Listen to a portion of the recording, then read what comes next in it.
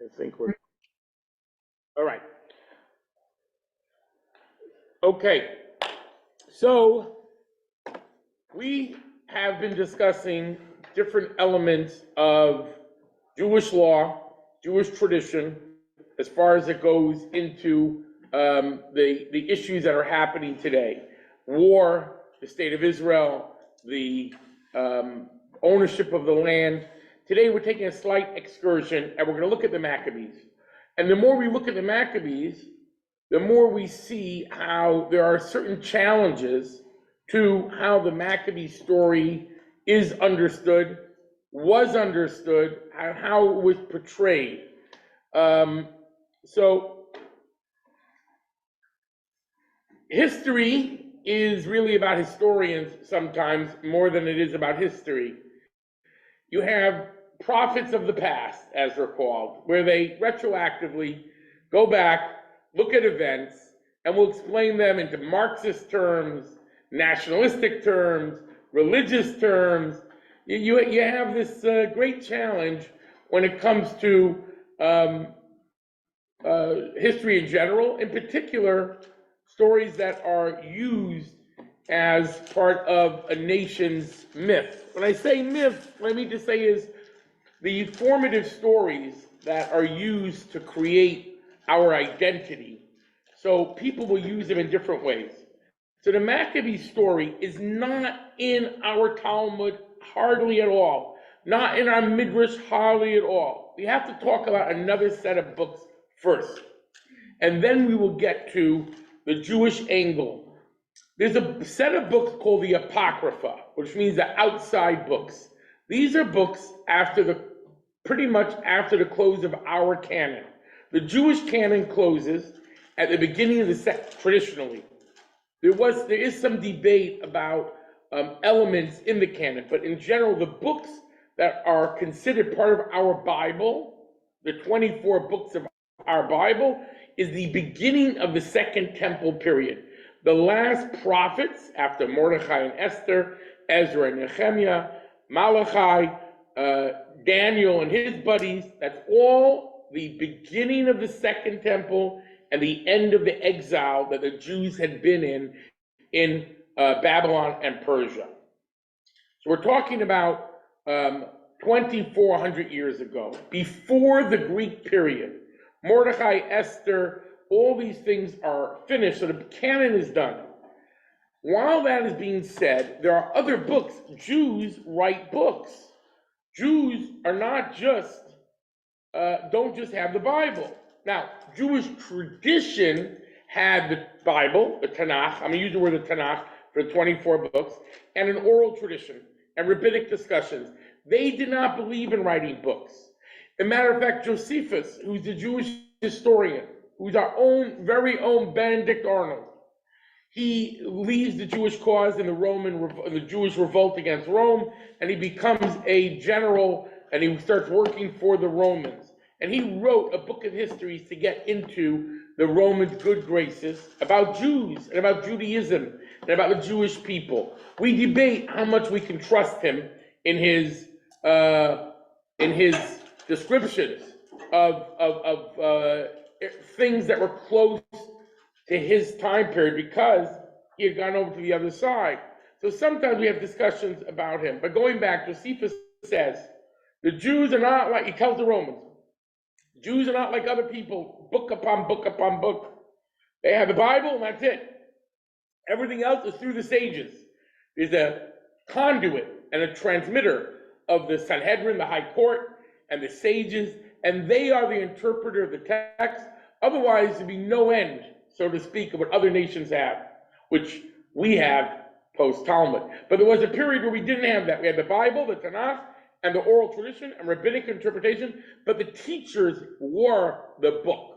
They were living works, and we had to connect to them and bind yourself to them, and you had to be subservient intellectually to their transmission because they had the original. So you could use your mind to debate, but nevertheless, there was a connection to the original text and the interpretation of the text that wasn't broken. What happens is that in the period of the Greeks and later, in other words, 2,300 years ago, after the Hanukkah story. In other words, if you think 2,400 years ago is the beginning of the Second Temple period, the Jews come back from Babylon, Cyrus of Persia allows them to go. We have the Purim story happening in Persia, and then we have the Second Temple period, the close of the biblical canon, the last books. The historical period of the last books is Daniel and Esther in Persia, and Babylon and Persia. Now that's the historical background of the books. How much was edited later, people could debate. But I'm just saying, you needed prophets. There are no more prophets after that. The age of prophecy is done. So the creating of books of Tanakh, of our Bible, basically stopped. What happened was, but Jews wrote books, but they were not considered part of the Bible. And in a later period, there was an attempt to hold on to the holiness of the Torah. And they made it forbidden to keep these books or study these books that were considered apocrypha, outside books. So other books by Jews were not kept in the original Hebrew. Jews didn't keep them. Hellenized Jews in Egypt or other places kept them in Greek.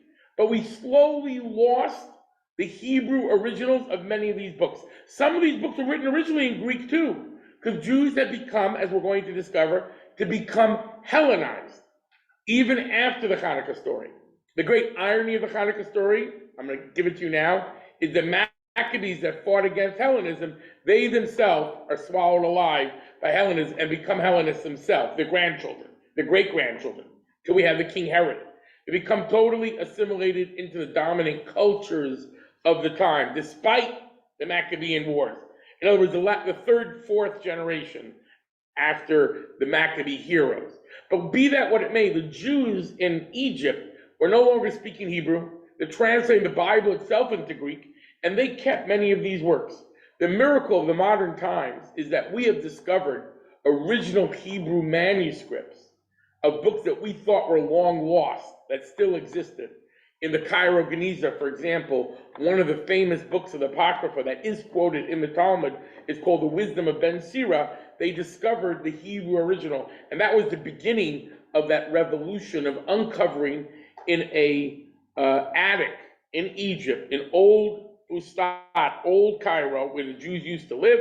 They uncovered hundreds of thousands of particles of manuscripts and thousands of manuscripts that Solomon Schechter brought to Cambridge, and then to JPS, and then it spread throughout the world, and now they're reuniting them all.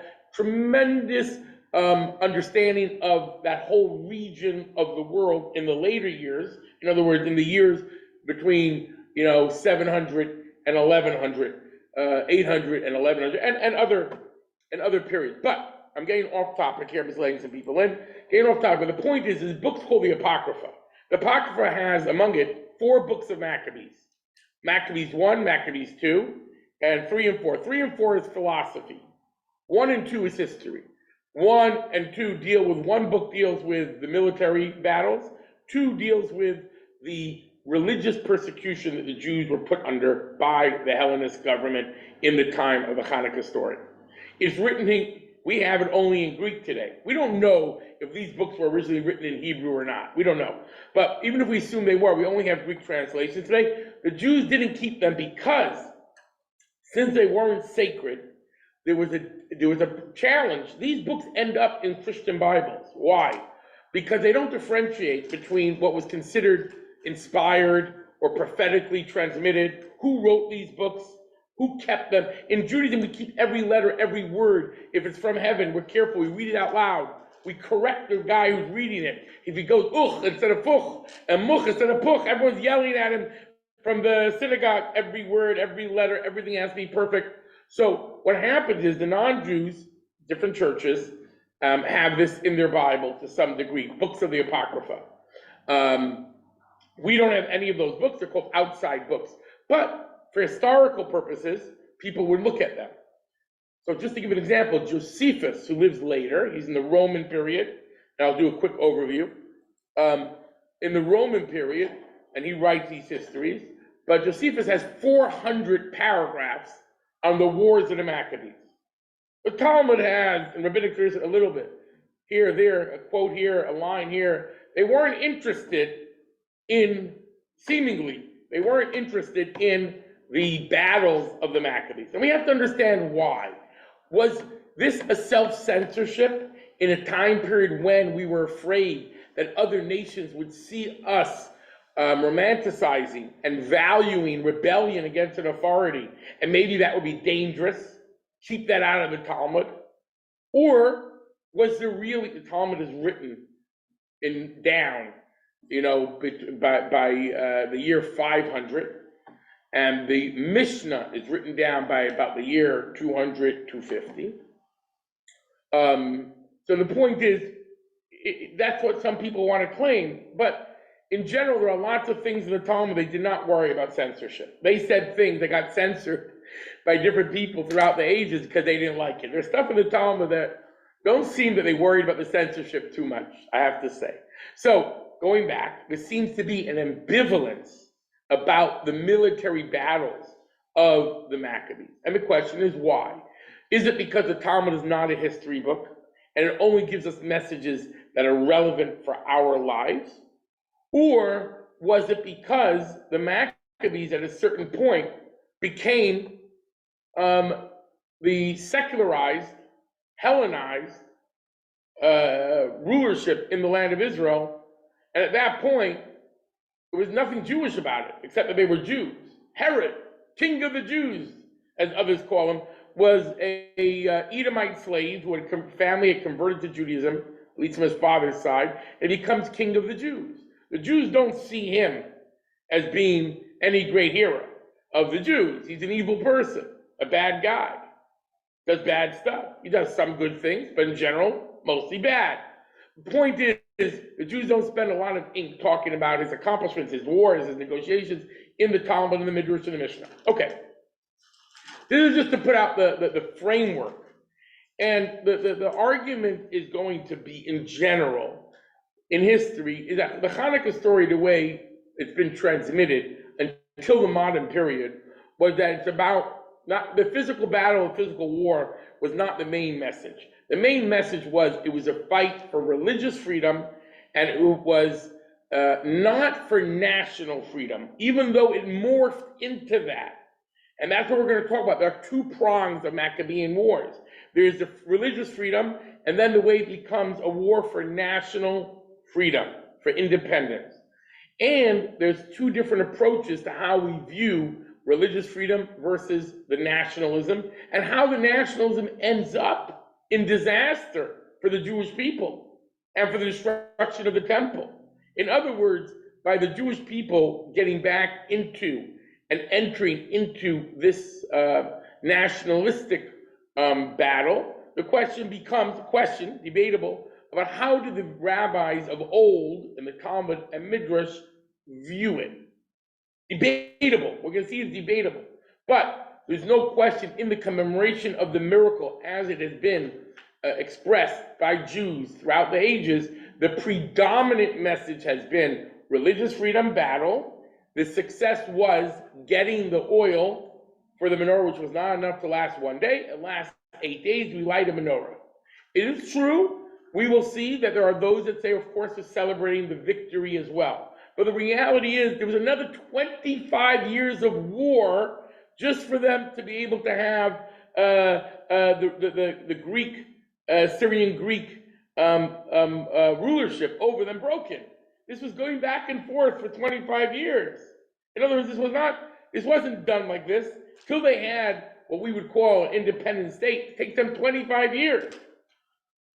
Just to put into perspective of what's going on. We end up focusing on a little blip in the time period. Now, the Maccabean period is 200 years, let's say, the Hasmoneans, till the end of the destruction of the temple. Let's just say around between 130 and 200, depending on how you count. But the little blip of the Hanukkah story, or the high point of the Hanukkah story, is not a high point in military prowess and military success. It's a high point in getting back the temple. It's true. And that has to do with the soul of the Jewish people. But the idea of these two separate strands flowing through the Hanukkah story and the history of how the sages looked at it. And at a certain point, they became more assimilationists than the non-Jews who would have ruled them. And some of them felt better to be under the Greeks directly or the Romans directly than have Herod in there. And others like them who were the capos. I don't like this strong term. Herod, in other words, was a messenger boy for the Romans, but he was a tyrant in his own right as well. All right, so I want to do a quick history, not so quick, 15 minutes maybe. I'm going to share a screen here.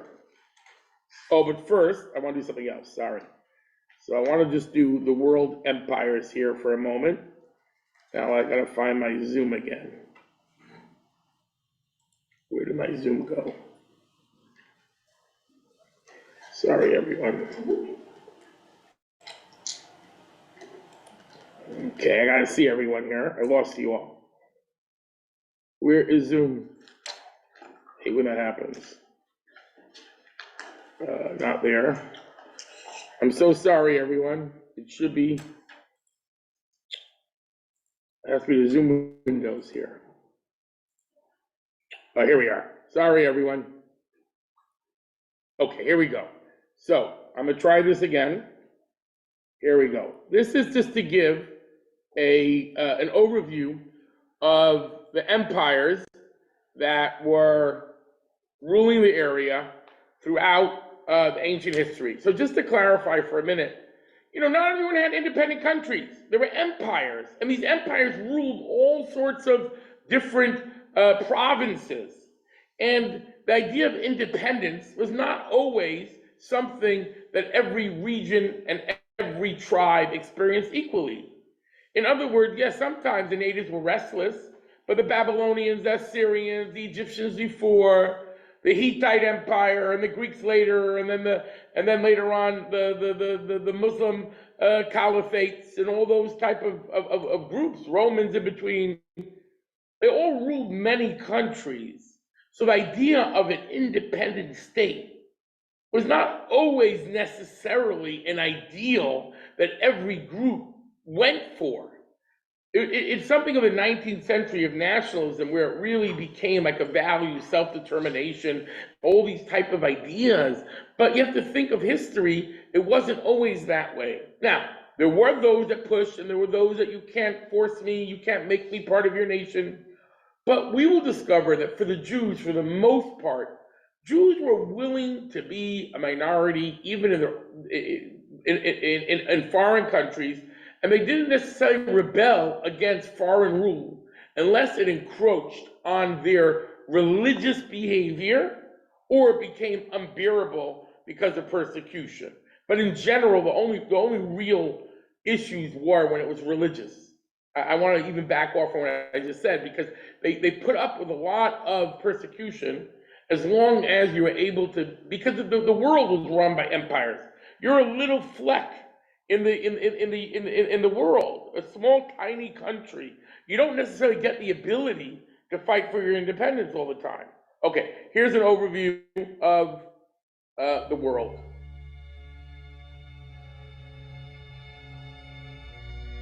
We start off with the kingdom of Egypt, time of Abram, Isaac, and Jacob, the Hittite Empire.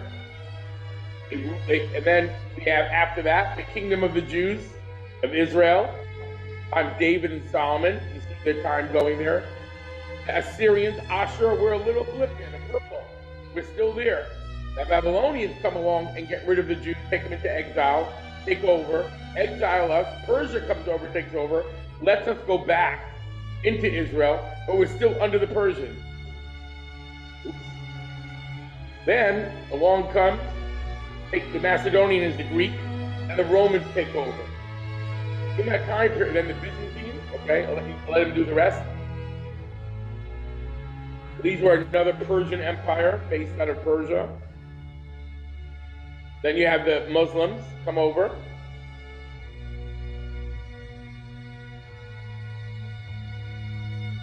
Another Muslim empire that takes over. Then the Crusader kingdom there in Israel, little blue there. Saladin, conquerors, crusaders taking over that region. The Mongols.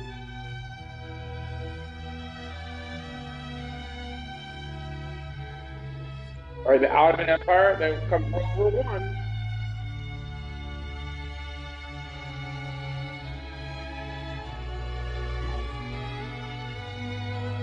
Nation states and borders.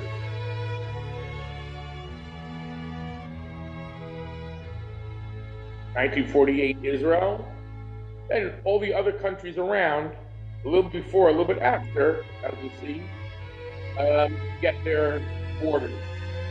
A lot of artificial borders too, based on the oil or other natural resources. Take a look. Persian Gulf. Okay.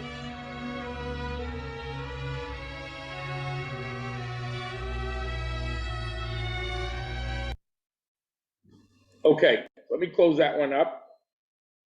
But I wanted to just give an understanding of these empires, and that Jews lived in empires for a couple thousand years and didn't always have independence.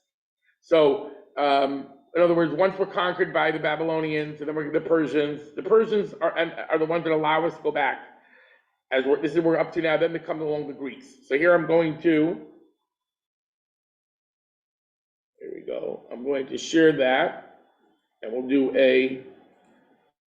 Here we go. Let's do a slideshow. That way everyone can see. Okay. So this is going to be a relatively quick history to get out of the way. I think I should get out of the way because some of the text is on the bottom.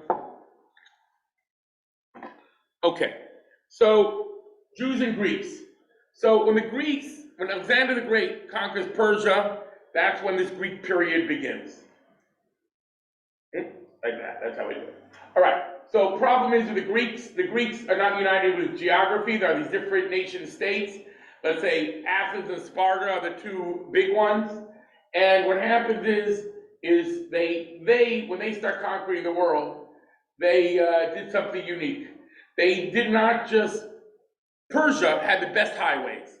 Persia was able to control, and what they did was, we read in the Purim story of the book of Esther, they put in every single country, 127 provinces, as it's called in the Megillah, they had a representative, like the communists used to do, that a representative from the central party in every foreign country, and they would rule together with a local person. And that's why you find some interesting language in the Megillah. But that's how they ran the system. But everyone was independent in the sense of their culture, their religion. There was a lot of diversity in the Persian Empire. They had good post office, they had good roads, they were the first Pony Express, but their control was not by changing the other countries, but by having a force there. And at times, there would be rebellious, different tribes, like the Greeks were fighting with them for a long time. So while they're trying to control, the Greeks come up with a new idea when they take over. They want to spread their ideas, their philosophy, Greek culture, called Hellenism. What is Hellenism? First, why Hellenism? So the challenge of an empire is the problem is you have all these diverse cultures and religions. Can we make one McDonald's for everyone to rule them all? Can we make one form of culture that everyone will relate to? Right? I said McDonald's, Coca-Cola. America has done that in a way. Now, maybe the lowest part of popular culture, movies, music. How is this stuff everywhere? People have lost all their indigenous art, maybe not art, but all their culture, the music. We're sharing what? American pop culture, because it is a form of colonizing the world. And I'm not saying this in a judgmental way.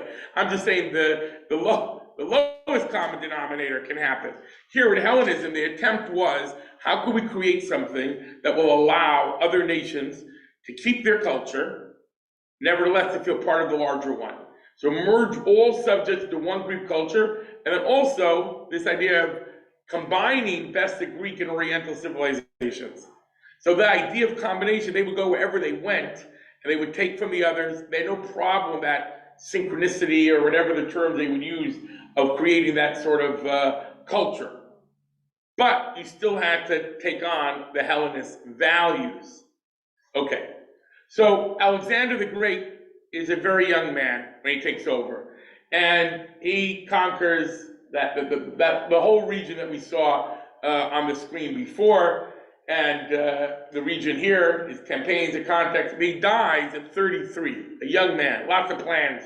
He's ready to restructure, and he dies, and his generals fight between themselves. He leaves a little baby behind. Someone killed the baby, dies, probably probably killed. But the point is, it's put up among his generals. But Hellenism was a synthesis, and this idea of a mixture of both. So a mix of cultures. I don't want to spend too much time on it. Okay, what were the things they emphasized? Reason, art, drama. Later on, also, later period, beginning of that period was philosophy, but they were still pagans. Many of them, much of it was a pagan culture that they were bringing in philosophy and things like that. The body is glorified. That was not something, as we'll see. So what they did was they created these Greek cities, and these Greek cities, they set up facilities of learning and temples, and then the people would bring, the natives would reinterpret their culture in the light of Hellenism. So everything was like Western civilization today. Western thought. Everyone's interpreting everything through the lens of Western thought, pretty much. What's happening is that there's one idea or big ideas that have spread throughout the world. That's what Hellenism was doing. Also, in addition, there was intermarriage. They would try to create that miscegenation of bringing together all these peoples by having them all married to each other. Okay. So these new cities, he spreads it, dedicates them to the Greek gods. As far as the Jewish people go, Alexander the Great was a mensch, to such a degree that when he came to Israel, it is said he met the high priest of the time, and he showed him tremendous respect, and he allowed the Jews to not have to do any of the idol worship. Other nations, although they kept their independence culturally, they had to adopt the Greek gods. He allowed the Jews to continue their own religion. And because of his gracious dealing with the Jews all named their kids the next year Alexander. So Alexander became a Jewish name for boys and girls, Alexandra and Alexander. That's how it became a Jewish name from that period on.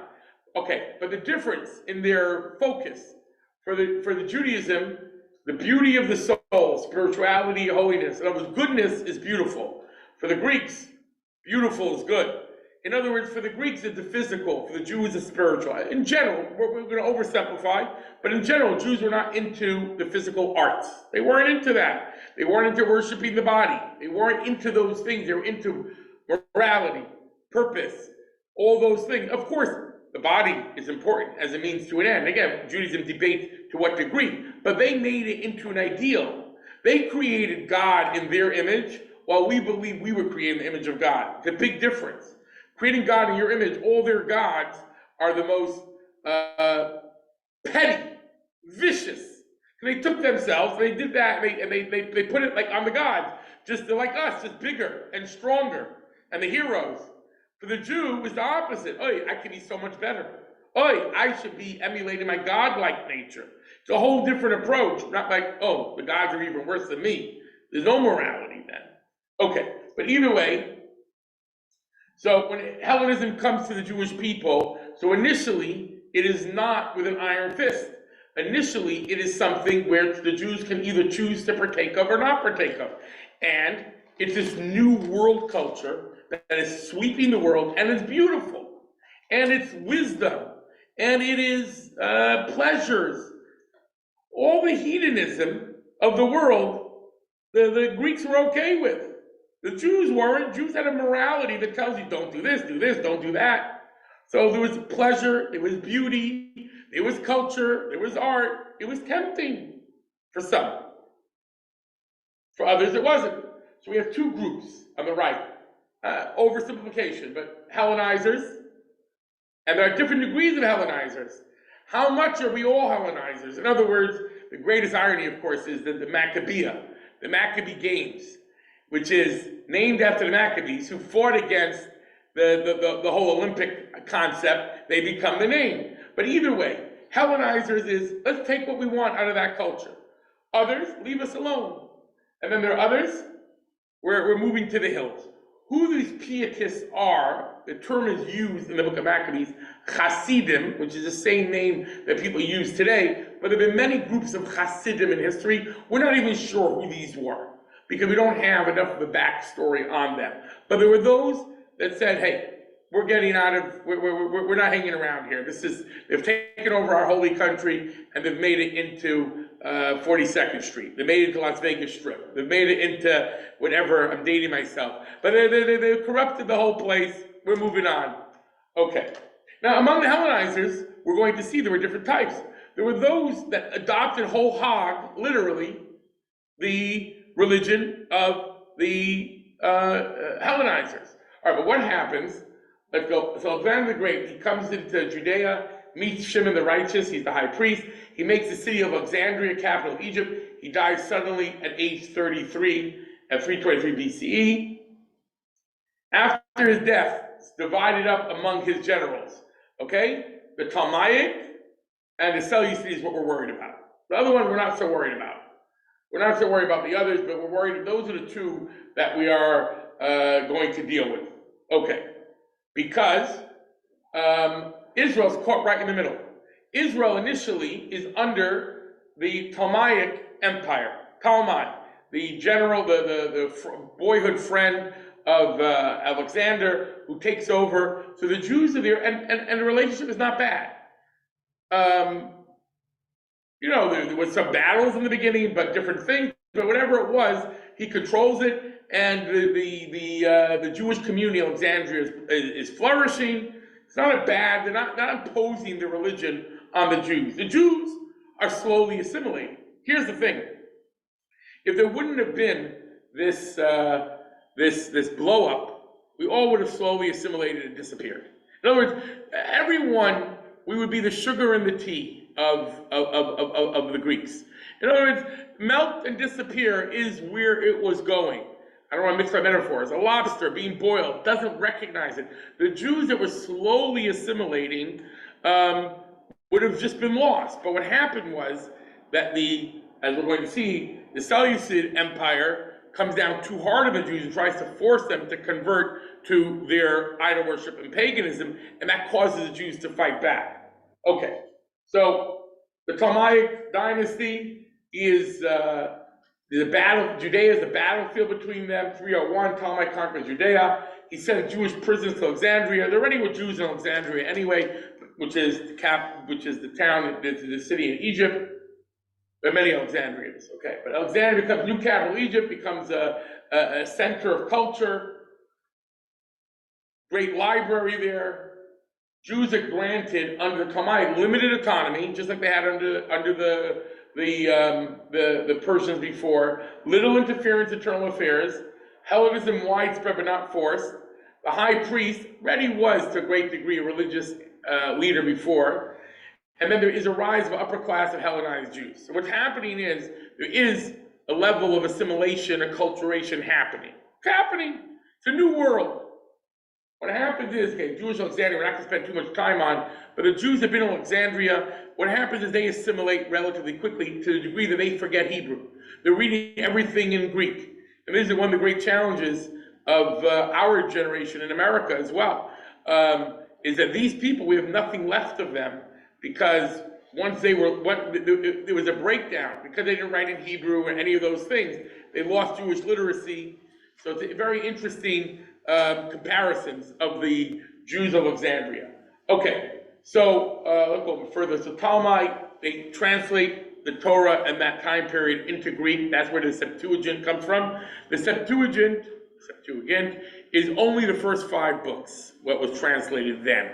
Others were translated in later periods. So when people quote, there were different periods where these things were translated by different authors. But those were translated by 70 sages, the original version, and because he wanted to have a Greek Torah in his library. Okay, here's what happens. Here's when things begin to go south, literally, because the Seleucid is Syria, and he sees himself as God, and he invades Judea. Again, he's fighting with the Ptolemaic, he's fighting with the other Syrian Greeks. The Jews are just caught in the middle. It's not about the Jews, initially. Okay, what happens is you have these Jews who are Hellenized who are paying for the right to be high priest. So first you have a moderately Hellenized Jew who buys for that right, and then a greater one does, which is Jason, and then you have the next one, Manalas, he takes over, and they plunder the temple, then he makes it illegal to have circumcision, Shabbos, Torah study, defiles the temple, makes it a house of prostitution, does whatever they want, all the worst stuff in the temple, everything, pigs offered on the altar. Okay. Yeah, there we are. It's a repetition. I copied the slide. Sorry. Okay. So this is what I had just said. He bribes him, replaces Jason. Okay, here we are.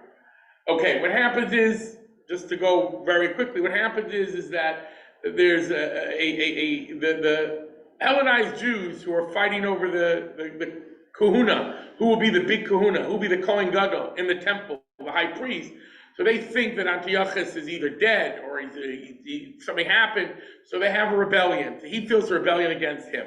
So he comes in, over, they're already pushing their agenda. What happens is he sends the troops in, raids the temple, stations, and that's how the foreign worship started, and all the persecutions that I mentioned, makes a Greek god Zeus in the temple, basically defiling the very core of Jewish geography, the temple, Jewish life, the body and soul, the kosher, family purity. The rule was that every newly married woman, before she went into the chuppah, before she got married, the local head of the garrison was allowed to rape her from the Greeks. It's called rite of the first night.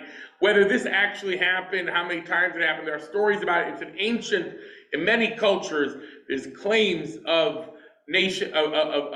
tyrants having this concept, but it existed in the narrative of the Jewish story about what was going on there, which is part of what causes the revolution. Okay, so you have Jews who are willing to give their life for their religion at that time. They're being forced. Worship idol or I'll kill you. Jews gave up their life. And this is what we're going to get to today. It's one thing to give up your life for, if someone puts a gun to your head and says, worship idols. That was always part of Jewish law. You should sanctify God's name. But it switches to a war, which is what we're going to analyze today. But Jews were giving up their life, men, women, even children on their own, rather than worship these other gods, rather than eat the non-kosher. All these things were happening. And you had people that were against them, but there was no centralized war. Everyone was fragmented individuals. So what happens is in Modi'in, Matisyahu, who's from the priestly family, is in this little town of Modi'in, and the garrison, the head comes there and wants to force them to worship a pig, and starts a battle. He refuses. They want him to do it, refuses, and they kill the garrison, the people, soldiers trying to force them to break their religion. They're being forced to the pain of death too. And they begin this revolt. The revolt had no chance of winning. There were 5 guys, 5 kids. They're not winning over an empire. They go into the hills, and what happens is they create an insurgency, guerrilla warfare against the Hellenist Greeks, the soldiers, the armies that come in from Syrian Greeks, from Syria, come down, and there's many battles, this thing goes on till they're able to rededicate the temple. Okay? So we, as we mentioned before, focus primarily on the miracle of the oil, which we're going to get back to. Okay. So what happens at the end, and that's what I want to get to, is that because they're fighting with the Syrian Greeks the whole time, that's their enemy. So after 30 years, 50 years, 60 years, so they need allies. So they go to Rome to be their ally. The sages say it's like a sleeping dog in the corner, and you grab it by its ears, a pit bull, and you try to wake it up by pulling it by its ears. All of a sudden, Rome wakes up, and Rome is going to devour the world anyway, but devours you guys first. So the the temple gets destroyed, the Roman gets involved, gets engaged, and there's constantly involvement of Rome, who's fighting with the Syrian Greeks, with the Hellenists, with the Greek Empire, and they're engaged with the Jewish people. It doesn't make it better for the Jews by their alliances and allies that they created with the Romans. Okay, so the struggle continues in two stages: religious freedom to eliminate forced Hellenization. There were cities and towns throughout Israel that had all these mixed populations of non-Jews. They brought in tons of non-Jews to live there. There was an attempt by the Syrian Greeks. There was an attempt to change the entire atmosphere of the country. So they had these Greek cities, Caesarea, whatever, all these different places along the coast that had become Gentiles or Hellenized Jews. So there's this battle for them to get their independence. Oops, sorry. So then you have the political independence from about the year 167 to 142, where they finally get that. So it's a nice time period till they're able to accomplish it. So the Maccabees themselves, so the brothers, this is the death of Elazar dies, and Yehuda dies, and Jonah's son. Shimon becomes the leader of the Maccabees. He's the last, and his children become the line of the Maccabees. He makes alliance with Rome, expands Jerusalem, and that is the end of the story of the physical history of the Maccabees. So I want to go back for a minute. Okay, so just the overview, if we have to put it into like two sentences, is the Jewish people have lived under Persian rule. They lived under Ptolemaic rule of the Egyptian Greeks, and they would have continued to live like that. They would have continued. It was because of the religious persecution that caused them to revolt. And even that revolt wasn't a rational revolt. It wasn't like it started out as a popular revolt. This wasn't thought through. It was the Maccabees fighting back in their place at the horror of them trying to force them to worship other gods. They kill them. These people have been killing them too. Anyone who didn't worship gods, idols, were killed. Jews who wouldn't partake in their different rituals were killed. So they were killing the Jews for their religion. These guys fought back. They flee to the hills. Other people join them. Maybe those pietists, let's call them Hasidim, join them. Other people begin to grow. They launch an insurgency. One of the interesting things about an insurgency is a religious insurgency. I don't want to draw too many parallels to what's happening in the Islamic world, but a left-wing insurgency has to create ideology and promote it to the people.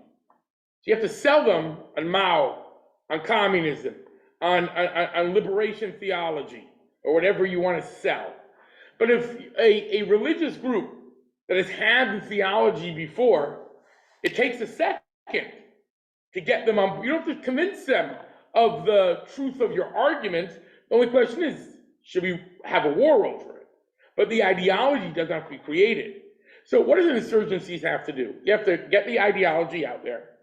You have to get the people to be dependent on you and realize they can't depend on the centralized authority government. They don't start wars. Insurgencies don't right away start wars. First, they will try to get the people on their side. And then when they do guerrilla warfare and the people come back and the empire comes back and with overwhelming force, they'll get more people to join them, because that's one of the great challenges of fighting terrorism, is the common wisdom is that you have to be careful, because you'll push more people into the terrorist arms if you're too brutal. That's assuming everyone's not already in the arms of the terrorists. But going back to this story here, I know I'm using the word insurgency and terrorism interchangeably, but it's not in the sense of any minority trying to regain its independence or fight off an occupying power has these different challenges, and the government has different approaches they try to do. What happens here is they have the people on their side when it comes to the religious battle. When the religious battle is done and they reconquer the temple, these early Hasidim do not want to fight anymore for more battles. They got what they needed. They have religious freedom, they're done. So we'll pay taxes to this guy and not to that guy. The Messiah is not here, we're not worried about it. So he had to get create, Yehuda, the Maccabees had to create alliances with other nations around them, not just Rome, but also bringing in hired help, bringing in mercenaries to fight, creating alliances. One horrific thing that one of the Maccabees did in the third generation. When I say horrific, I mean religiously. Maybe it's horrific also from a human rights point of view. But he fought with the Edomites. The Edomites he fought, and what happened was after he conquered them, he, according to Jewish law, a slave who is freed becomes a Jew. So if you have a slave that you conquered through war, the way it worked was a slave had to be circumcised, and he had to accept monotheism, or you couldn't have him living in Israel. So if you conquer another nation, you conquer people, the slaves would become, let's call them half Jews. They didn't have to keep the positive commandments, but they had to not worship idols, and they had to be circumcised, the men.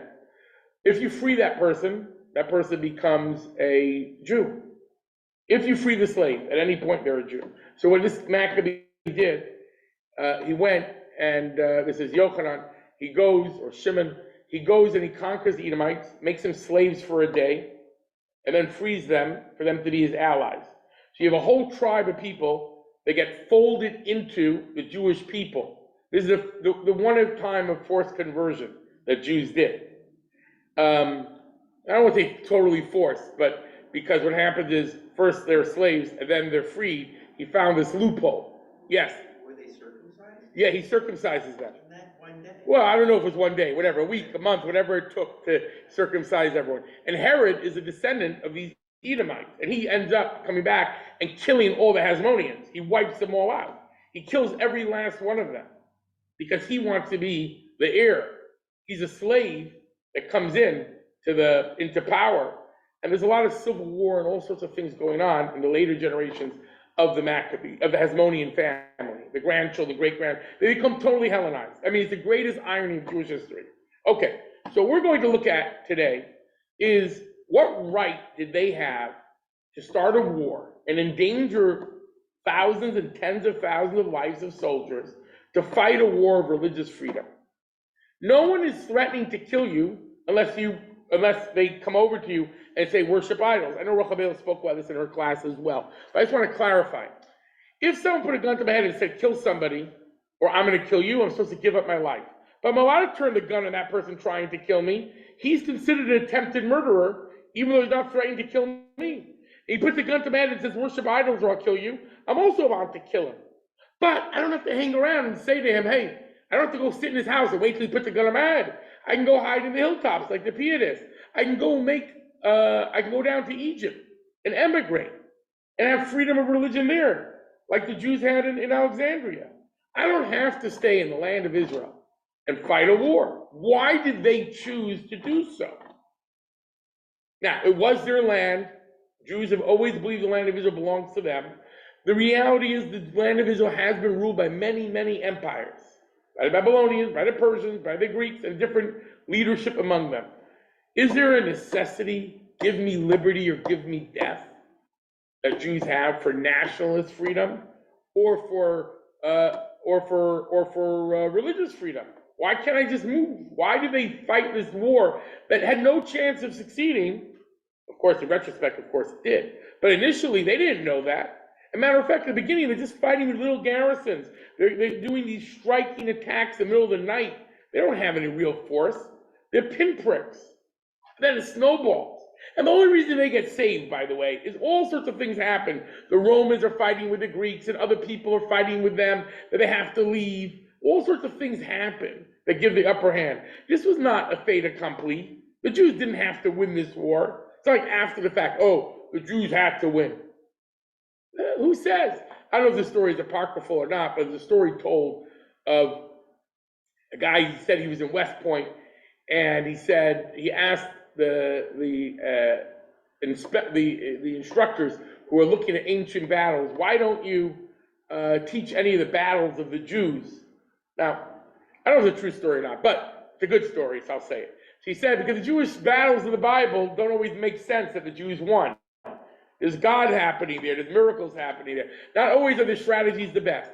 Although there are two books, Chaim Herzog wrote a book called Battles of the Bible, where they map out all the battles and show what the different mistakes were and what they did right and what they did wrong. So there is that logic. But my point is, so many things happen, unintended consequences, that we don't know are going to happen, that allow the Jews to survive and to win. Civil war, this one dying, this one making problems, this one rebelling in other countries. So to say that this is a fait accompli, anyway, they have to fight for years and years, and then they lose it later incrementally. It's not a simple situation. That's what we're going to look at, that idea of what is that right, so to speak, to fight a war. Because to risk lives, you need to have a good reason. So either there has to be, from the most simple, narrow viewpoint that we took last week, the most narrow viewpoint, if your life is in danger, you have to go and fight a war. But if your life is not in danger, you don't have to fight a war. Now, the fact in the Bible is, in the Torah, there were periods when God said, go conquer the land and fight aggressive, offensive wars. But if you don't have a prophet, you don't have the high court necessarily, you don't have the priest with the breastplate to ask, who says it's the right thing? If God communicates to a prophet, great. They didn't have prophets then.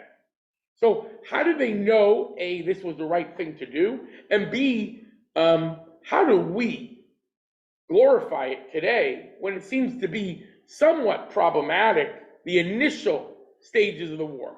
Just to clarify, once they were in a war and the Syrian Greeks want to wipe them all out, whoever they want to kill, so then it becomes defensive. Even if the original catalyst was for my religious freedom, but now it's a battle where they're going to do a lot more harm. So let's say with the Romans, for example, later on, the catalyst might have been a revolt against Rome because of them persecuting the Jewish religion or other such things, or bringing things into the temple. But what happens is, once it becomes a war where the Romans are trying to wipe out the Jews, so then you have an obligation it becomes defensive. But our question here is, at the initial stages, where are they coming from to start this war? I know this sounds heretical in our day and age, but leaving aside the Holocaust, which was something which broke everyone's assumptions. The assumptions of Jews in history were that we could bend our head, we could move, and we can survive. That if we fought these empires, the Babylonians and the Romans, and we fought to the death, that's what we would get. These people had no restraints on wiping you out. So the idea was, hey, if we don't think we're going to win a tiny little country against a big empire, if God is not telling us to, we'll go along with it. All right, we'll pay your taxes.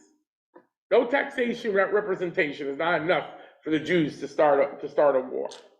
So, and the question is, okay, it's true that religious wars for Jews to fight for religious freedom did happen. The question becomes, the Maccabees are the successful example. And the question, again, I'm repeating myself, but our question is, okay, where were they coming from? Okay, let's jump into the text that we have. Let me find this. Oops, wrong window. Just want to share. Here we go. I was going to share. There we go. Okay. So we have about half an hour, so I'm going to just, we'll cover a few things. I'll make this bigger so everyone can see. So it's in those who have the handout or printed out, you have it. In our prayer book, we do thank God in our prayers over the Hanukkah. We thank God for the miracles that were done in the war.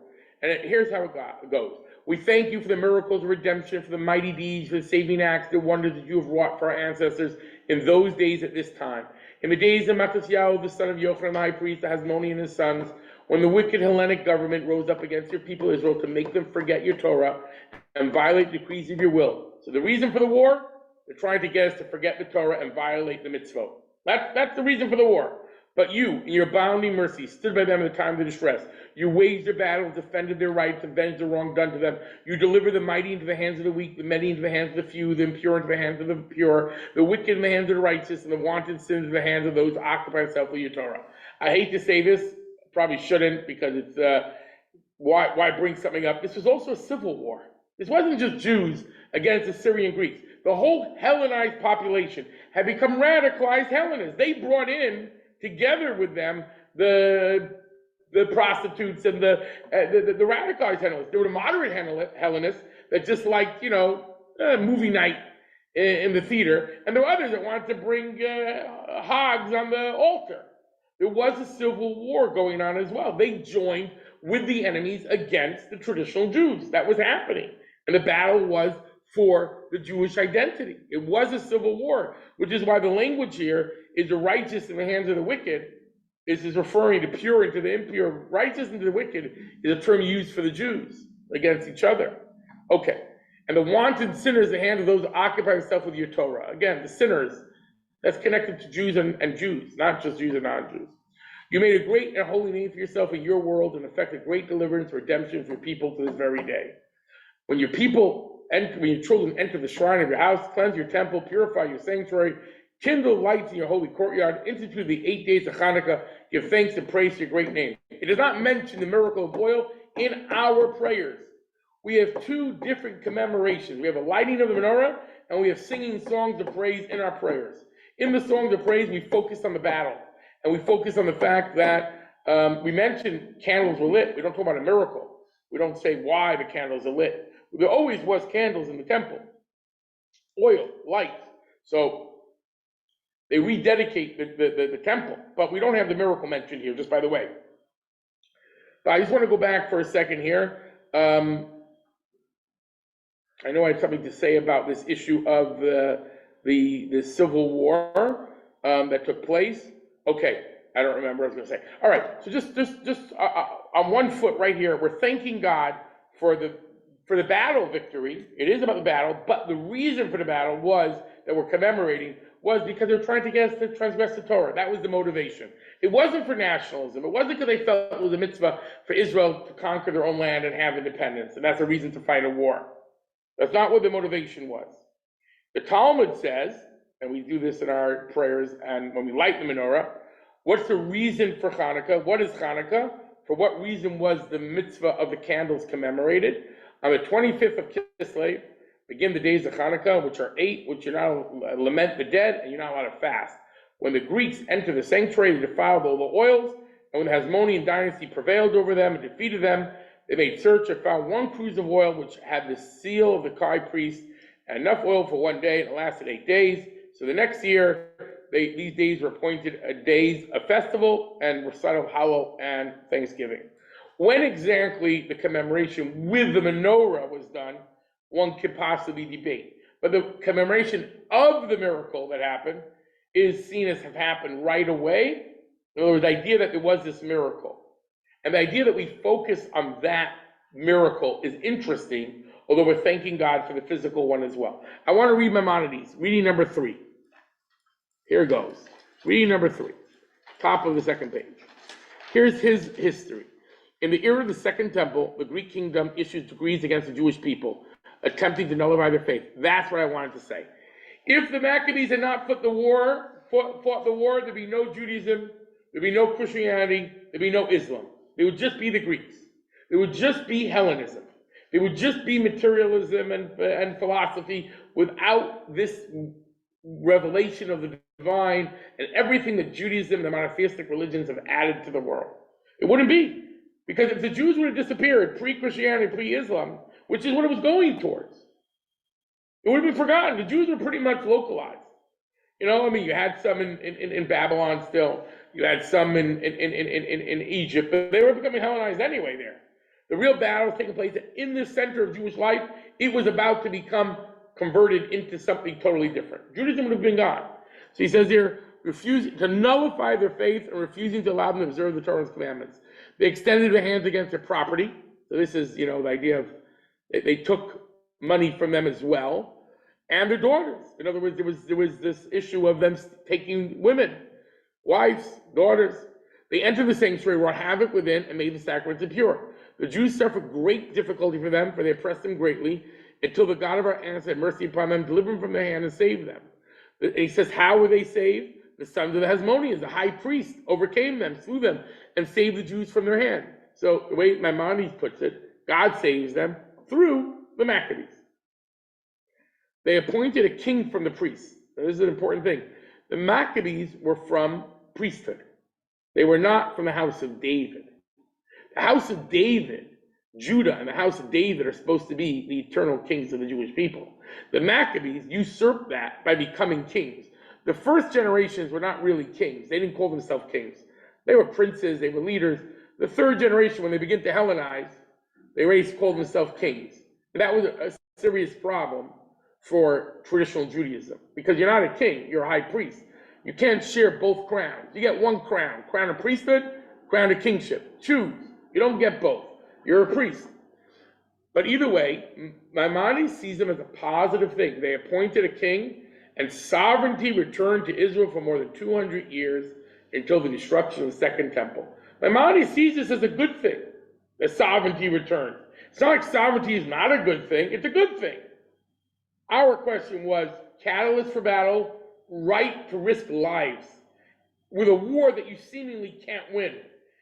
To do a Hail Mary, to coin a phrase, to make a war where you're going to bring hundreds of people in, thousands of people in against the mightiest empires of the world is insanity. You didn't even have a chance to win. What are you talking about? Oh, God helped you. There were just so many variables that made it you win, and even this was with blood and tears. Where did this come from? That's our question.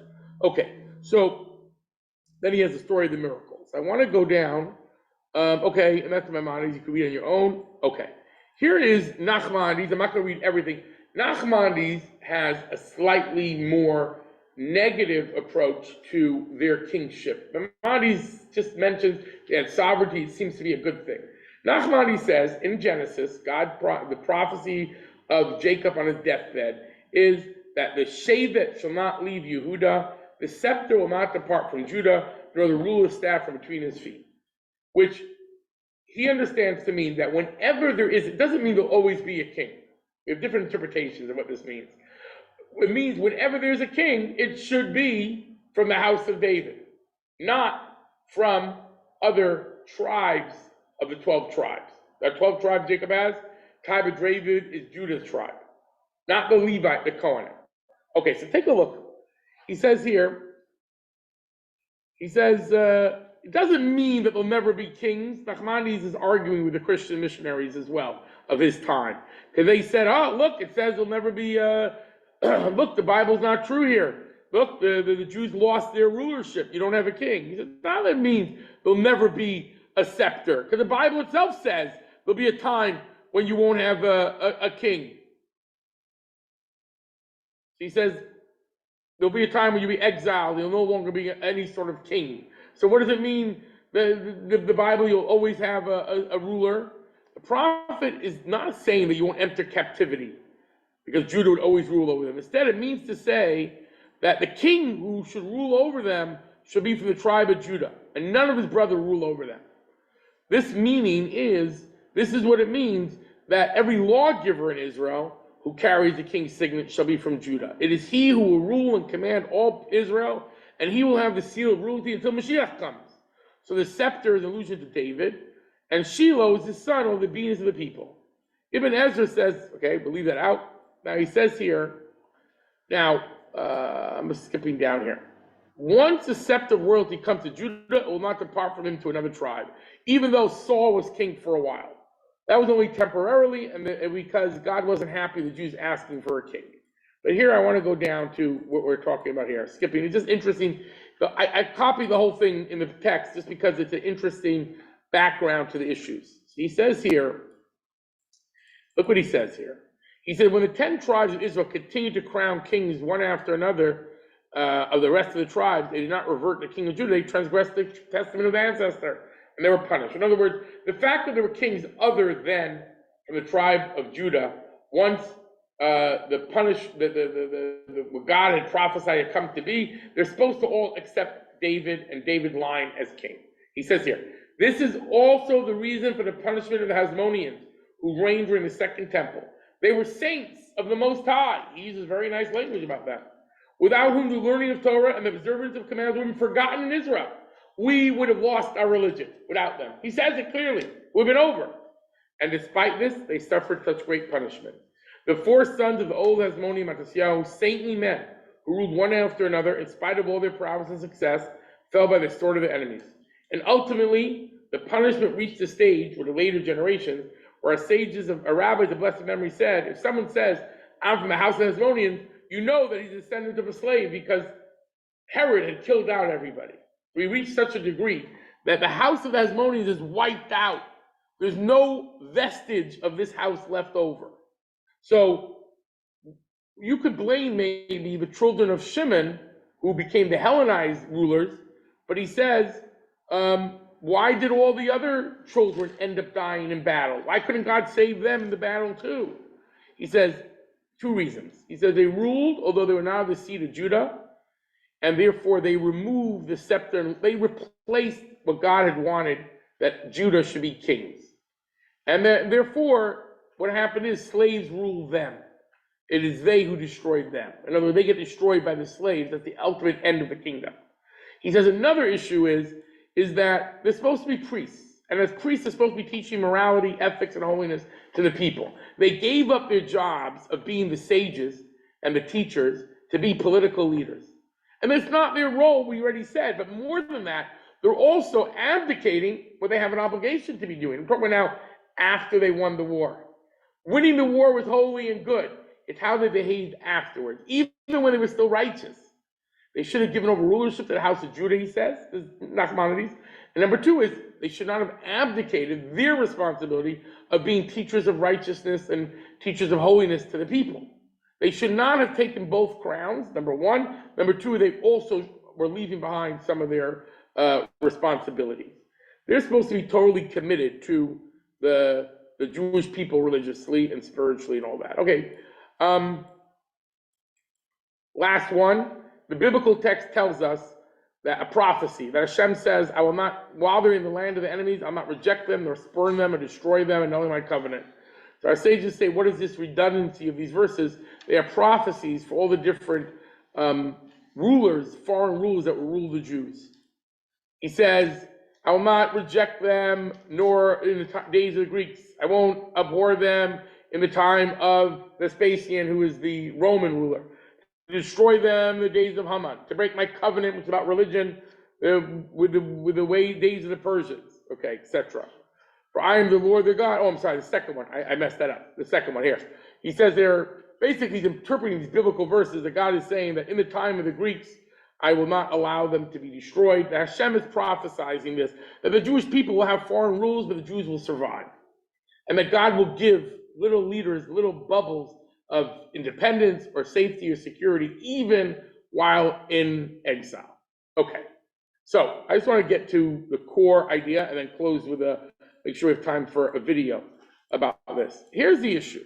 The issue that we want to deal with is reading number 10. According to Jewish law, if it's a time of forced conversion, then it's not just the three cardinal sins. The three cardinal sins you shall, let me stop the share. That way everyone will see where we are. The three cardinal sins of murder, idol worship, and illicit relations that you're supposed to give your life for is even when they're not trying to get you to change religion. When they're trying to get you to change your religion, if it's a time of forced conversion, then even if they want you to change, the Talmud says, your shoelace. Something insignificant, but it's part of an attempt to wipe out the Jewish people's religion. So then you are obligated to give up your life rather than be a party to an attempt of shmad, forced apostating, of the becoming apostate. They're trying to make an entire heretical nation. You're supposed to be willing to put your life on the line. Now, they could have gone to the hills. They could have gone down to Egypt. Why do they fight the war? So that is the question. In other words, they are allowed to, I'm just going to share this text a little bit, and then I'm going to, they are allowed to kill the guy if he puts a gun to their head, a knife to their head, but to start a war, which had a little chance of succeeding, doesn't seem to fit in to all these issues. So I'm just going down here. Here. However, look at number 3. In times of decree, when a wicked king like Nebuchadnezzar or his like will arise and issue a decree against the Jews to nullify their faith, one should sacrifice one's life rather than transgress any other mitzvot. No matter if you're compelled in front of 10 people or alone, but only when you're compelled. So here's the issue. Okay, here's the sale. We call them holy Kohanim. We find zealotry in the Bible at times. We find Phineas. Pinchas stands up. He's of the family of the same tribe as the Levites. And he sees God's name being desecrated by one of the princes of the Jewish people fornicating with a Gentile in front of everybody, saying, hey, Moses married a Gentile, why can't I? Now Moses, she had joined the Jewish people, number one, his wife, Zipporah, so she had converted whatever conversion was at that time she had done. Second of all, he wasn't fornicating with her in public in front of everybody. This was an attempt to bring in the immorality of the tribes around them. And a plague begins to hit the Jews because this leader is doing it and the people are standing around. So Pinchas grabs a spear and kills this Pinchas, and the plague stops. I'm sorry, Pinchas takes the spear and kills the Zimri, the prince is doing it, and the plague stops. People were upset with him. The sages of the time were upset. You're taking the law into your own hands? And God said, no, no, no. He stopped the plague from spreading. He was a vigilante in order to save the Jewish people. Now, this is a very dangerous business of being a vigilante. Who decides I have the right to pull everyone into a civil war? Mattatyahu was a vigilante. He saw that there was a challenge, that the Jewish people are about to be lost. It wasn't just, oh, I might have to eat pig. Then if that happens, I'll fight the guy. Oh, he might force you to worship idols. Okay, I'll fight him then. Till then, I'll go hide in the caves. I'll migrate. No, no, no, no. This was about the entire Jewish people, the religion being wiped out. And the law is that a person who chooses to can take his life into his own hands.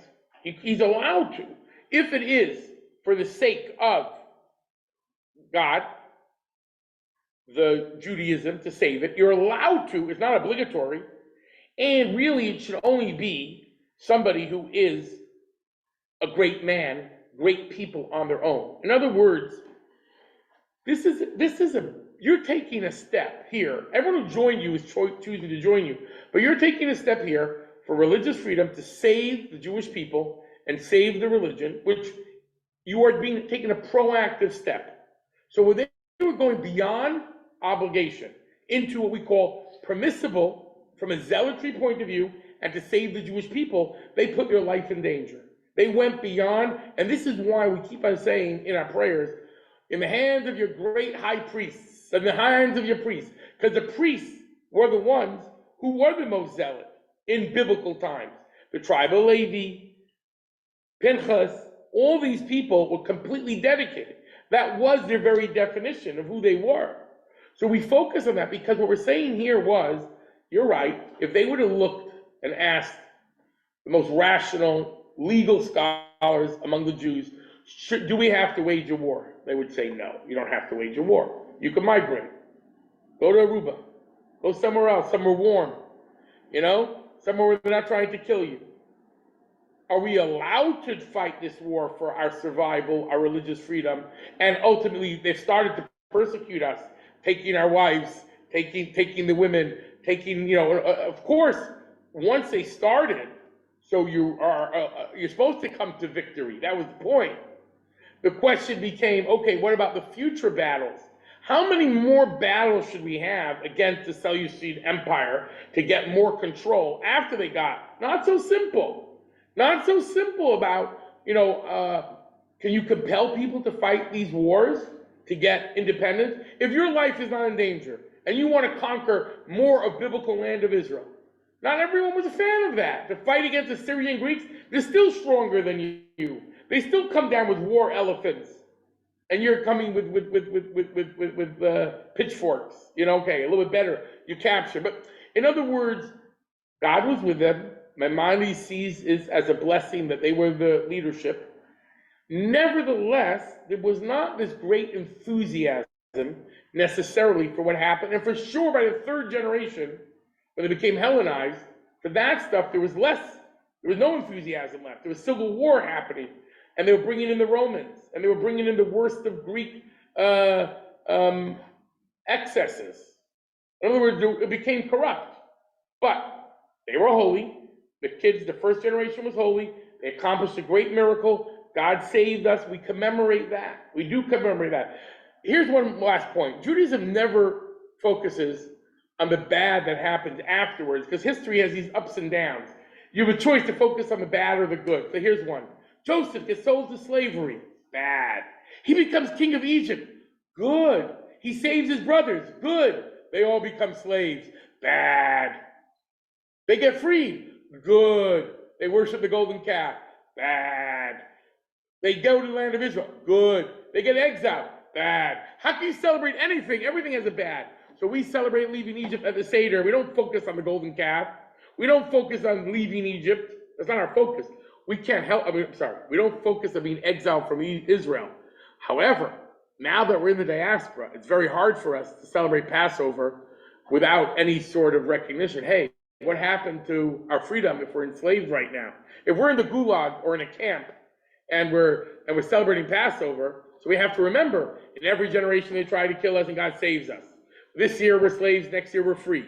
Next year in Jerusalem. In other words, the ritual is focused on the salvation. Always in Judaism. Salvation here was real. It was complete in its manner. Were there still enemies? Absolutely. Was there salvation for saving the Jews, saving the oppression? Yes. So we celebrate that. What's the message for us?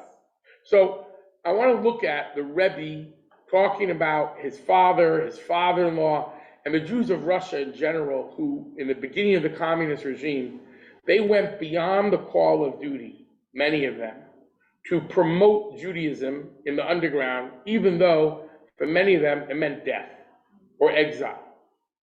And these little seeds that they planted with their self-sacrifice, which was not obligatory, they acted like Maccabees. They went beyond the letter of the law, and they were proactive in spreading Judaism to save it, to whatever degree they could, even though it did not seem like they were able to have any victory. So in our modern era, there were Jews that lived like that. And when they came out of Russia, what is fascinating, the Rebbe said, you guys have to show American Jewry what it means to live like with self-sacrifice. Not because they were trying to kill you in America, but complete commitment to the Jewish people, to the religion, despite whatever hardships. If you could do that in a place of slavery, and a place of death, in the valley of the shadow of death, you could teach Americans what commitment means. So these Jews who came out of Russia in the 70s, by the skin of their teeth, refuseniks and others who get out and they come to Israel and they want to, study Torah a little bit, the Rebbe's telling them, go out and be teachers. Go out and save the other Jews who have come from Russia and from other countries that need inspiration. Why? Because you are he didn't say these words exactly, but he said you are the prototype for Mesiras Nefesh, for self-sacrifice. Basically, these are the Maccabees of today. They went beyond what was obligated. They put their life at risk and their families at risk by doing these things. There's no way it was easy for their families when someone gets killed and you're left without a breadwinner, or you can't go to school, all these things that people did. Again, these are individuals that end up inspiring, to some degree, everybody else to keep their consciousness and awareness.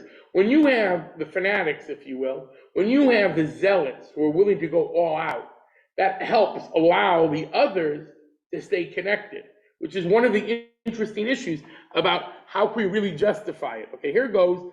I want to share this one. Okay, make sure I get the right one. Not that one. Not that one. Oh, that one. That's the one. Okay, so.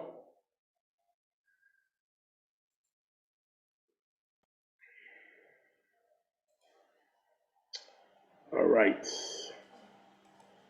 Was hat sich angeheben, mit 2 Jahr Fardem in Tofreisch Pei, uns noch gewähnt karge 2 Jahr, warum das sie gewähnt, weißt du, nennt zu Ascholes von Tofreisch Pei Beis, I demolte gewähnt an Neis Sora Hile Jankiv, mot meire gehad, a de Gseires wollen abschrecken, die Unionen von verspreiten Idischkeit Bichlau, und beim Juchad und befragt in die Unionen von Chinuch, wo das ist auch noch mehr gewähne gehe, Chinuch von dem Jungen dort, was in Gas hat und in Idischkeit nicht gekonnt sein, wo der Vater sich gewähnt der Hechrech, aber es sollen haben ein Chinuch in der Heim, und in Chidorim in das, was soll Eichet verbeiten, was bei der Liefnisse hat das Mechaner gewähnt, der Gas allein. Der jüdische Stadt oder der jüdische Städtel, der Ätzem Reisgehen in Gas hat sich schön angetroffen auf Unionen von Jüdischkeit.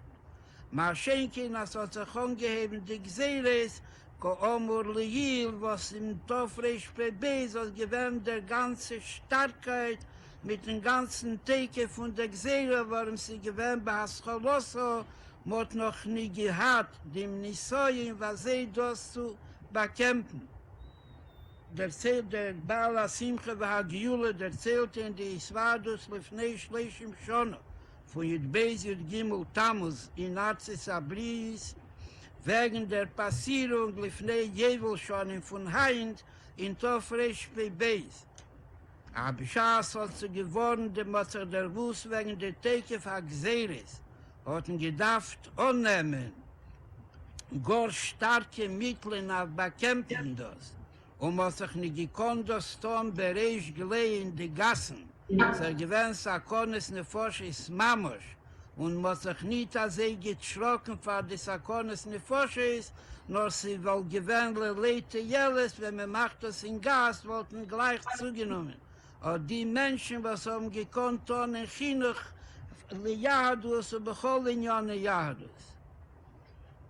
Es wäre der Ziel dämmelt bis Sichose, hat sich zusammengeklebt, noch nahe und geleit und gewähnt der Zentr, der Baal Simcha war Giulo, und hat keines Bries gewähnt zwischen sich, aber wird sich nicht schrecken vor die Gseres und vor die Schwierigkeiten und vor die alle Unionen, mit wo das ist verbunden, und mit sich hereinwerfen in der Arbeit von Afotzes Ayadus, in der Neven von Heilig und Mesiv, und wie auch gekommen, wie auch gedruckt Baruch in der Siche, in Sefer HaSiches von Tovshin Beit. Bichlale nie gewähnt der Seder von Baal Simcha war Giula zu reden in Yonim, wo sie seinen nie gewähnt Scheiches zu Ayine Shal Peel, Allahas kama vekama reden in Yonim bishwach Atzmei, seiden gewähnt am Muchrach, kedei der Funzol Aris Ahiro. Ahiro bane geile Peel für a Zweiten, was o demult is men mewater, auf der Hanhoge vechulu und red bishwach Atzmei, bi der Zweite soll der Fun haben materielles. Welche jede Wosse der Oplernung von dem ganzen Sipur, die Schaas mir gefühlt sich, wo der Rebischer hat befreit und Matzlier gewähnt, und mir gefühlt sich in Amaime du Matzov Bachayim, am Konton in Idischkeit und Messias Nefesh Bepeir. Mit hat nicht auch in Gseres und nicht auch in Schwierigkeiten, Bedugme wie die Schwierigkeiten von jener Zeit, Allahas kama vekama mit Aflichiere nicht haben, zusammenkleiden sich Bachashoi und machen eine Krisis Bries mit der Verbundenheit, dass wir soll nicht spol werden für keine Sache und dann für eine Fotzesayadus. Bleibt das Lichiere mehr nicht wie ein Sipur Joffer.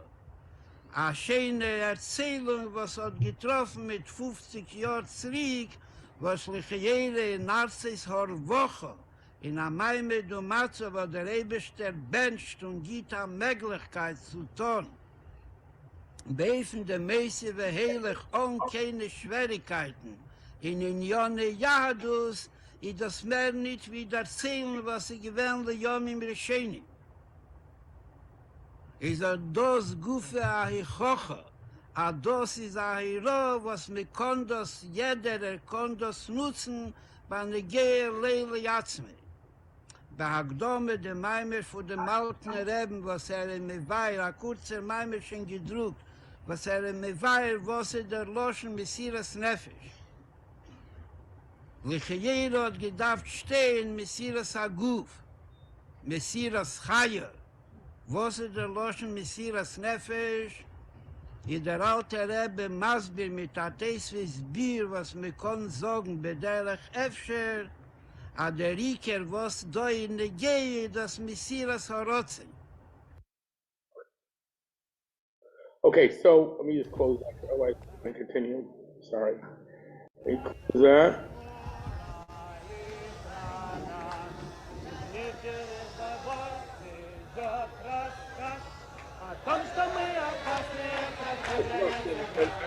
What are you saying? I was thinking is a song where the army, the Russian Hasidim made it up in Russia. Okay, let me stop this here. Let me just close the concept for a moment. Here's the thing. Self-sacrifice nowadays is of a different type, but there's a value of how do we put if we're willing to give up our bodies, we're willing to give up our lives, so can we give up my will? Can I go and do what I'm supposed to do for somebody else instead of what I want for myself? And again, there's more in that talk, but that's the gist of it. In other words, are you going to be a Maccabee? What does it mean to be a Maccabee? To be a Maccabee means to go beyond what is expected. You don't always have to risk your life, but you can give up your will.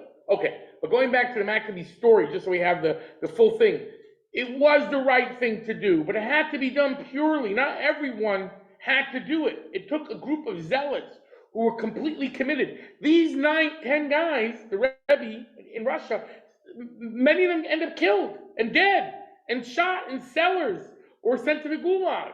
They signed away their life. They made a commitment that we're going to fight to the death for Judaism. And some of them, my mother just wrote a book for kids, for I think fourth graders, about one of these women, these heroic women who I think I didn't read the book yet, but from my brother-in-law's great grandmother, who lived a life like this, sacrifice for others, commitment all the way. These were heroes. Now the Maccabees were like that. And these people looked at the Maccabees, so to speak, of this idea of complete commitment. It can't be obligated for everybody. That's the reality. It was something that this small group took upon themselves to do, and they went for it all the way, which is why, as it became, I don't want to use the word secularized, but it became Hellenized, there was less of an attraction to it. If you like war because power and nationalism, the Jewish tradition was not so enamored with that. Of course, we want it for Mashiach, and we want to protect human life now, but it did not glorify heroism in battle for battle's sake. To save the Jews, yes. To save our religion, yes. To save the religion, you got to be holy to go for that. To save Jews, any person is wonderful. That's a mitzvah for everyone. This type of vigilantism to fight a war which is not obligatory, but only because you're moved that you want to save Judaism, that takes a much greater commitment, so to speak. And one has to be careful about that, about motivation. If your battle is to save lives, it's all kosher, all good. So I just want to say that the Maccabees, when they get folded into nationalism, that's not so true.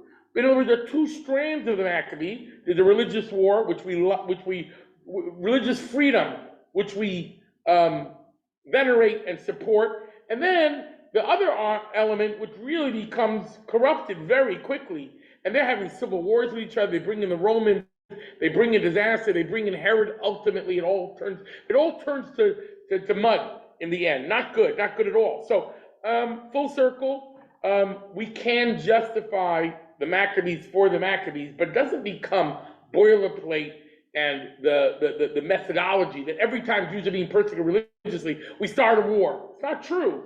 We migrate. We find somewhere else where we could do it. We were willing to give our lives to different times, but not always does it need a war. Again, on the other hand, if our lives are at risk and danger, you have an obligation to defend and protect whatever will defend and protect. If you starting a war is starting up with Rome, where you can't fight against them, you're going to lose, which is why in the revolt against Rome, and when the second temple was destroyed, the sages were against it. And others, Jews, were fighting the war. They thought they could be Maccabees. And the rabbis would say, no, you're not Maccabees. Don't start this war. You're not Maccabees. They say, yes, we are. And they lost terribly. We lost the temple. The sages were saying, don't start that war. You're not a Maccabee. We're telling you, you're not Maccabees. Be careful. Not every battle for, religious freedom or all these things has to always be fought. You have to be careful if you know what you're doing, so to speak. All right, so I just want to say, the Maccabee story is an exception to what we've been discussing about Israel, because what we're talking about Israel is the universal element of it is forbidden for a Jew to commit suicide in the sense of we have to protect ourselves. We have to ensure that we're protected. And that's the value of so much of the morality that comes up today. All right, we are done. It was good to see everyone. I'm sorry that we weren't able to give the meat and potatoes of these ideas of self-sacrifice as much, but we covered the history a little bit. We'll come back next week, we'll do hostages, and then we'll have a discussion if we should continue doing 1 or 2 more classes after that before we move into new courses. Have a happy Hanukkah, everyone. We'd love to see you tomorrow night in the Blackstone Library. If you do not yet RSVP, please do so. Happy Hanukkah. Your wife's okay? Thank you. Happy Be well. Hanukkah. Happy Hanukkah. Thank you very much. Happy Hanukkah.